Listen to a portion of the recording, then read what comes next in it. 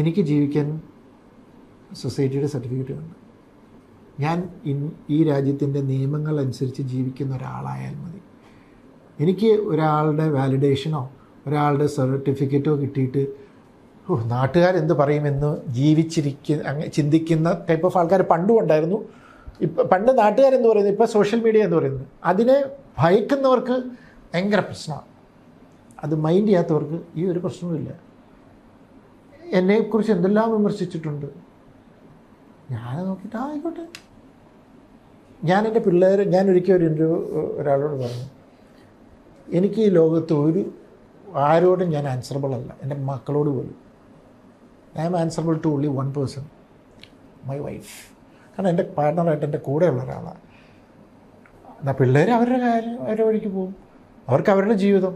ഞാൻ അവരെ അധികം വിമർശിക്കാൻ ചെയ്യാറില്ല. എൻ്റെ അഭിപ്രായം പറയും, ഞങ്ങൾ തമ്മിൽ ആർഗ്യുമെൻ്റ് ഉണ്ടാവും, തർക്കം ഉണ്ടാവും, പല കാര്യത്തിലും പറയും. ഞാൻ പറയും ഇതെൻ്റെ ശരിയാണ്, ഓക്കെ ഫൈൻ, അവർ പോകും. ഞാൻ ചില കാര്യം ചോദിക്കുമ്പോൾ അതങ്ങനെയാണ്, ഇത് ഞങ്ങളുടെ ശരിയാണ്, ഓക്കെ ഫൈൻ, ഞാൻ എൻ്റെ വഴിക്ക് പോകും. അത്രയേ ഉള്ളൂ. ഞാനതാ പറഞ്ഞാൽ, എനിക്ക് ജീവിക്കാൻ വേറൊരാളുടെ സർട്ടിഫിക്കറ്റിൻ്റെ ആവശ്യമില്ല.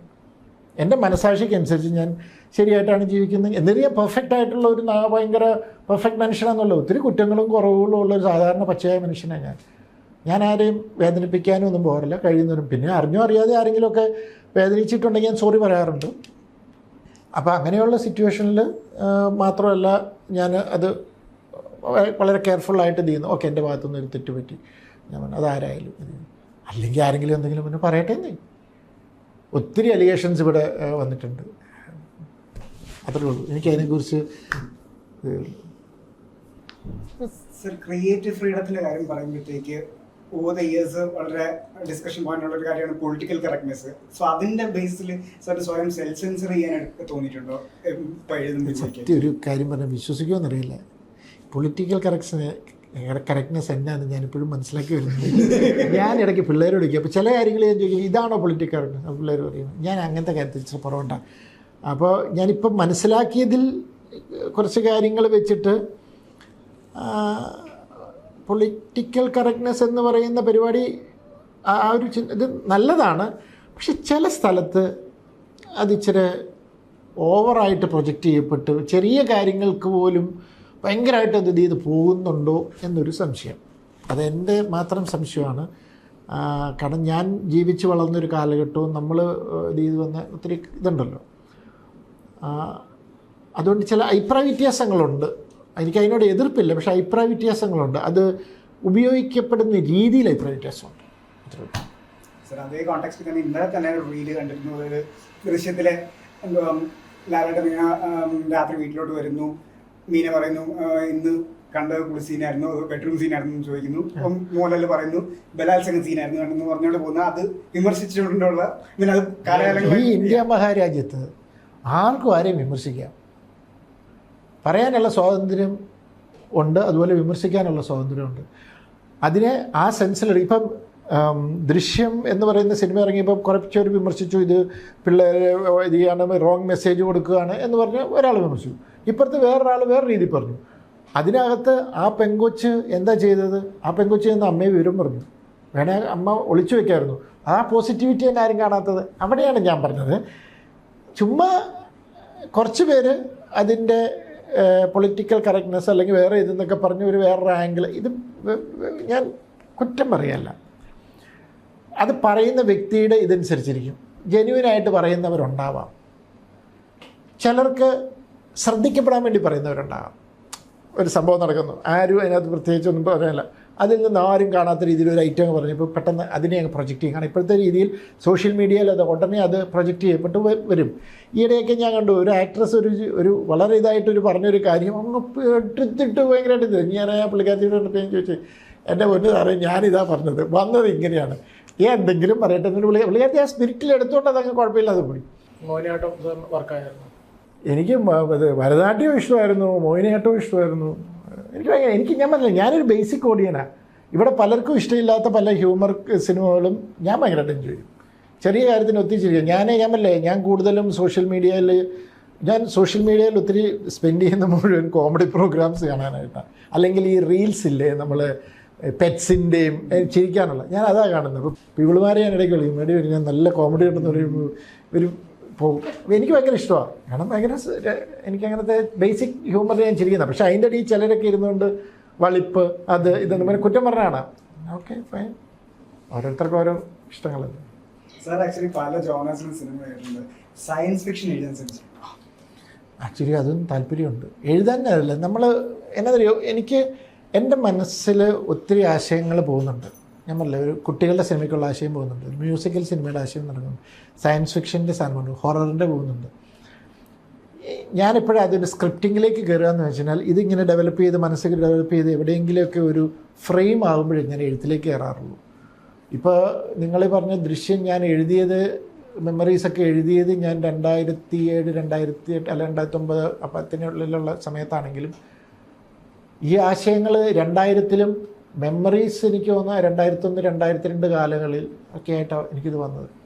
കുറേ നാളുകൊണ്ടാണ് ഞാനിങ്ങനെ, അതുകൊണ്ട് പിള്ളേരെല്ലാം ആബ്സെൻറ്റ് മൈൻഡഡാന്ന് പറയും. അപ്പം ഞാനിങ്ങനെ ഇരിക്കുമ്പോഴും ചിലപ്പോൾ ഇങ്ങനെ ഇരുന്ന് ആലോചിക്കുമായിരിക്കും. ഇപ്പോൾ ഒരു ദിവസം 2 പേരൂടെ എൻ്റെ മുമ്പിൽ ഒന്ന് ഇങ്ങനെ, ഞാനത് അറിഞ്ഞില്ല.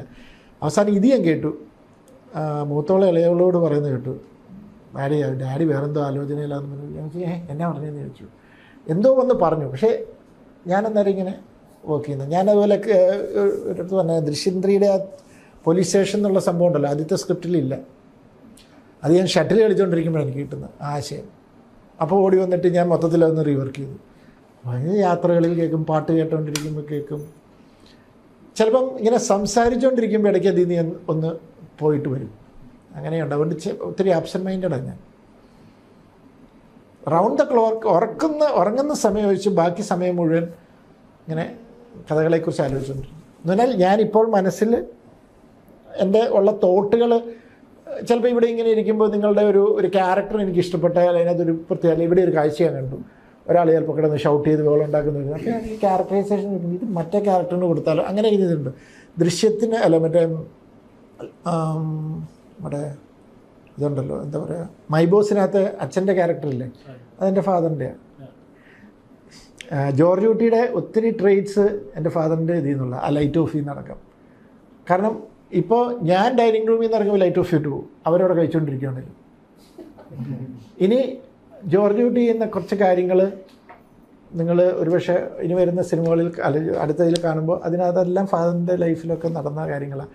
കുറേ കാര്യങ്ങളുണ്ട്. അപ്പം നമ്മുടെ ലൈഫിൽ കാണുന്ന പല സാധനങ്ങളും പല ഇൻസിഡൻസും ഒക്കെ നമ്മൾ ഇതിനകത്തേക്ക് എടുത്ത് അത് ചെയ്യും. അപ്പോഴാണ് ശരിക്കും പറഞ്ഞാൽ ഒരുപക്ഷെ നമുക്ക് റിലേറ്റ് ചെയ്യാൻ പറ്റുക. നമ്മൾ ഇത്രയും നേരം സംസാരിച്ചപ്പോൾ കിട്ടിയ ഒരു ഇംപ്രഷൻ വെച്ചിട്ട് ചോദിക്കുകയാണ്, ജിത്തു ജോസഫ് എന്ന് പറയുന്ന ആള് വളരെ ഒട്ടും ഒരു സിനിമാക്കാരൻ ഫീൽ തരുന്ന ഒരാളല്ല. വെരി നോർമൽ, വെരി ഒരു ലൈറ്റ്നെസ് ഓഫ് ദ ബീയിങ് ഉള്ള ഒരാളായിട്ട് തോന്നുന്നു.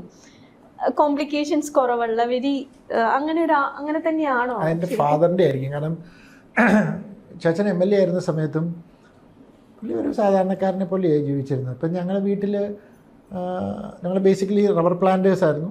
ചാച്ചൻ നല്ല കൃഷിക്കാരനായിരുന്നു. അന്ന് വല്യപ്പൻ രാഷ്ട്രീയത്തിൽ വർഷങ്ങൾക്ക് മുമ്പ് ഇങ്ങനെ വിളിച്ചിറക്കിക്കൊണ്ട് പോയി. PJ ജോസഫ് ഇവരോടെയാണ് ഒന്നിച്ചിറങ്ങിയത്. അന്ന് ഗ്രാൻഡ് ഫാദറിന് ഒട്ടും ഇഷ്ടമില്ലായിരുന്നെന്നാണ് പറഞ്ഞു കേട്ടേക്കുന്നത്. അങ്ങനെ പോയി പുള്ളി ഇടയ്ക്ക് MLA ആയിരിക്കുമ്പോഴും അവിടേക്ക് ഇങ്ങനെ ഇരിക്കും, ഫ്രീ ആണെങ്കിൽ അവിടെ പറമ്പിൽ പണിക്കാരുണ്ടെങ്കിൽ അവിടെ ചെല്ലും, അവിടെ നിന്ന് പശുവിനെ അങ്ങോട്ടൊന്ന് മാറ്റി കിട്ടി. ടിപ്പിക്കൽ ആ ഒരു കൃഷിക്കാരൻ്റെ ലൈഫ് സ്റ്റൈലായിരുന്നു. പിന്നെ ഞാൻ ഒരിക്കൽ പറഞ്ഞു കേട്ടിട്ടുണ്ട്, പിന്നെ എവിടെ ചെന്നാലും എൻ്റെ ഫാദറിനെ അറിയാവുന്നവർ ഇന്നയാളുടെ മോനാന്ന് പറയുമ്പോൾ ആണോ പെട്ടെന്ന് അവർ ഇത് മറന്നു കേട്ടിട്ടുണ്ട്. നമ്മൾ ചില ഓഫീസുകളിലൊക്കെ ചെല്ലുമ്പോൾ ചില കാര്യങ്ങൾക്ക് വേണ്ടി ചെല്ലുമ്പോൾ പേരും അഡ്രസ്സൊക്കെ കൊടുത്ത് കഴിയുമ്പോൾ, പ്രത്യേകിച്ചും കുറേ വർഷം മുമ്പ് കല്യാണത്തിൽ കൊച്ചേട്ടൻ്റെ മോനെ, കൊച്ചേട്ടൻ്റെ മോനെ എന്നിട്ട് ആദ്യം പറയാം. അങ്ങനെ നമുക്ക് അത്രയും ഇത് കിട്ടുന്നുണ്ട്. അപ്പം രാഷ്ട്രീയത്തിൽ കുറച്ച് പൈസ കളഞ്ഞാലും അദ്ദേഹം നല്ലൊരു പേരുണ്ടാക്കി. അപ്പോൾ അതുകൊണ്ട് അദ്ദേഹത്തിൻ്റെ ജീവിതശൈലി, എൻ്റെ ഫാദറിൻ്റെ പ്രത്യേകത എന്ന് വെച്ചാൽ ഉപദേശിച്ചിട്ടില്ല, അധികം ജീവിച്ച് കാണിച്ചു തന്നു അങ്ങനെ ഒരു നല്ല മനുഷ്യനായിട്ട് ജീവിക്കുക എന്നുള്ളത്. അതുകൊണ്ട് ഒന്നും ഏഴയിലൊക്കെ തോന്നിയിട്ടില്ല. അത് കഴിഞ്ഞിട്ട് ഒരിക്കൽ എൻ്റെ ഒരാൾ വന്നിട്ട് പറഞ്ഞു, കൊച്ചേട്ടനെ കുറിച്ച് ഞാൻ ഇപ്പോഴും ഓർക്കുന്നത്, ഞങ്ങളുടെ സ്കൂളിൽ ഒരു ഫംഗ്ഷന് വിളിച്ചു, MLA ആണ് വിശിഷ്ടാതിഥി. അപ്പോൾ അവിടെ മറ്റേ ബാൻഡ് സെറ്റും മറ്റേ താലപ്പൊലിയൊക്കെ ആയിട്ട് ഇങ്ങനെ നിൽക്കുകയാണ്. നിന്ന് കഴിഞ്ഞ് അവരിങ്ങനെ റെഡിയായിട്ട് ഇപ്പോൾ വരുമെന്ന് പറയുമ്പോൾ വീട്ടിൽ നമുക്ക് വണ്ടിയൊക്കെ ഉണ്ട്, ഇതാണ് കാറേ വരുമെന്ന്. കൃഷിക്കാരനായിട്ട് ഇച്ചിരി പിശുക്കും ഉണ്ടായിരുന്നു. 2 കാറ് കിടക്കുമ്പോഴും ബസ്സിന് പോകില്ലായിരുന്നു. അത് മക്കൾ കാറും എടുത്തുകൊണ്ട് ഇങ്ങനെ പോകും. അതാണ് ഞങ്ങൾ, പ്രത്യേകിച്ച് ഞാൻ നമ്മൾ അടിച്ചുപൊളിയും പുള്ളി വരും. അപ്പോൾ ഇടയ്ക്കിടയ്ക്ക് അമ്മച്ചോട് പറയും ഞാനിങ്ങനെ കഷ്ടപ്പെട്ട് തേക്കുന്നു അവൻ അടിച്ചു പൊളിക്കുന്നതൊക്കെ പറഞ്ഞു.